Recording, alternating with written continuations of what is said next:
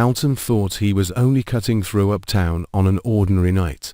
The kind of night where traffic noise and harsh streetlights make you feel small but still intact. Then, in one single moment, when his eyes landed on Nicole and Kial tangled together beneath the pale, unforgiving glow of the city, something inside him snapped cleanly, brutally, like a straight punch to his pride. This wasn't the kind of blurry misunderstanding a person can soften with excuses. It wasn't a vague closeness he could blame on alcohol, on weakness, on a misread angle of light. What he saw was unmistakable, effortless intimacy to natural, to practice like it had been theirs for a long time and simply waited for the right second to surface. In that instant, Carlton understood something that turned his stomach cold. This wasn't only betrayal. It was confidence, the kind that comes from hiding for so long you no longer fear being seen. The shock didn't arrive as a scream, and it didn't arrive as tears. It arrived as paralysis. Silence flooded him so completely, it felt as if his body had forgotten how to react. His heart slammed against his ribs, as though an invisible hand were crushing his chest. Yet his mind went eerily blank, reduced to one cruel question looping over and over like a clock hammering at his temples. How long have I been led by the nose? What staggered him wasn't only the scene itself, but the way it existed out in the open, brazen, shameless, like a truth that had always been there, and he was simply the last person allowed to know. Carlton stood in the middle of Uptown, yet he felt shoved to the edge of the world, where sound turns to distant static and every passerby's glance becomes another blade slicing into his dignity. From that night forward, love stopped being a place Carlton could return to. It became a crime scene. He began replaying every memory with Nicole through a different lens, as if someone had edited their past into a counterfeit film. The smiles that once convinced him he was chosen, the gentle gestures that once made him believe Fairmont Crest, despite its glass and ceremony, still held something real. All of it was suddenly stained with suspicion.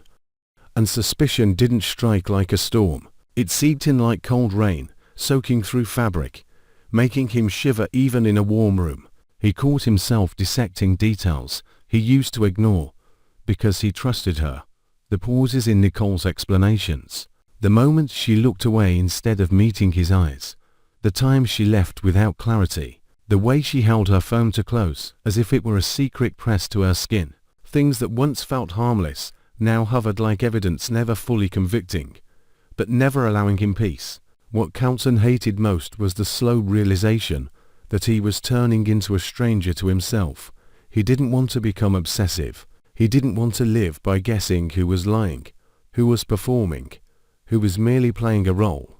But Fairmont Crest was a place where people learned to smile correctly, speak correctly, stand correctly, and hide every fracture behind the polished glass of status.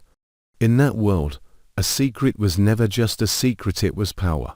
A truth wasn't withheld only out of shame or guilt, but because it could be traded like currency when the moment demanded it. Carlton had believed he was immune to that culture because he believed Nicole was different, and that belief became the sharpest pain of all, because it proved he had placed his heart into someone else's hands and that person had held it tightly enough to crush it whenever she wanted. The most terrifying part wasn't even the betrayal he witnessed.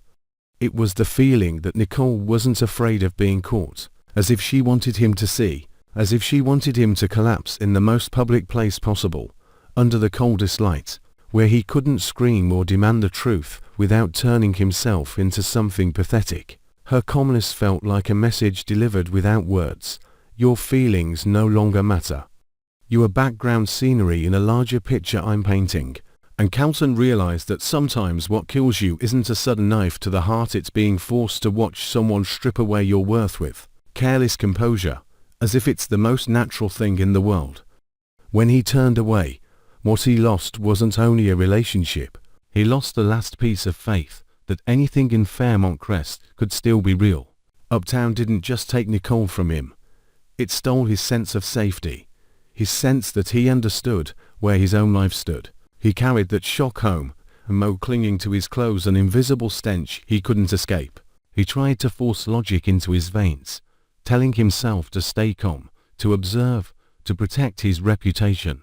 But reputation, in that moment, became a cage. It kept him from releasing grief in the most human way. It made him swallow the sob, swallow the question, swallow the desperate need for an explanation, even though a deeper part of him already knew an explanation only be another layer of disguise. And then, like a thicker fog rolling in, Carlton felt something else.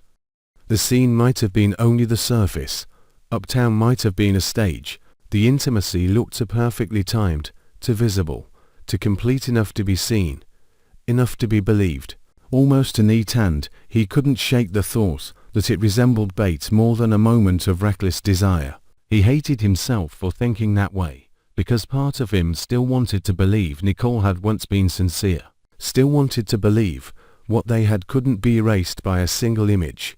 Yet that inner war only deepened his fear. If this was bait, then who set the trap? Nicole, Kial, or something colder and more invisible, operating behind the luxury walls of Fairmont Crest? And if some unseen hand was pushing him toward collapse, then what was the purpose? To silence him, to break him, to brand him as irrational and jealous, until no one trusted his voice again. Carlton had no answers, and the absence of answers was its own cruelty. He began by doubting Nicole, then doubting Kial, then doubting even the gaps in his own memory, as if someone had arranged the world around him. Before he arrived at that street corner, he wondered whether he had missed signs, said the wrong thing, revealed something without realizing it, whether he had opened a door to a game whose rules he didn't understand. The feeling of accidentally becoming a pawn didn't only make him furious, it made him ashamed, because it suggested a truth he could barely swallow. Sometimes you think you're in love, but you're really being placed exactly where you need to be to serve someone else's story.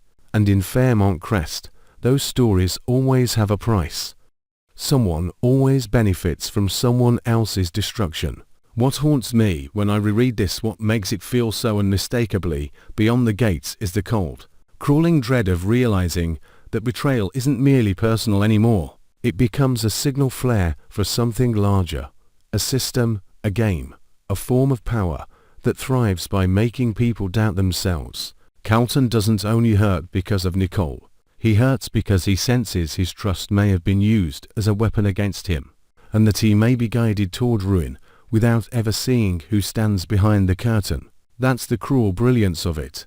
Before he can even finish being angry, he has to be afraid that the more he reacts, the more he's playing into the hands of whoever is controlling the board. Ending here leaves a heavy pressure in my chest, like watching someone walk into a dark hallway with no visible exit, because the secret waiting ahead won't just make Carlton doubt Nicole, it will force him to reconsider himself. And sometimes the scariest discovery isn't that the person you love has been acting, but that you've been living inside a performance for a very long time without ever knowing it.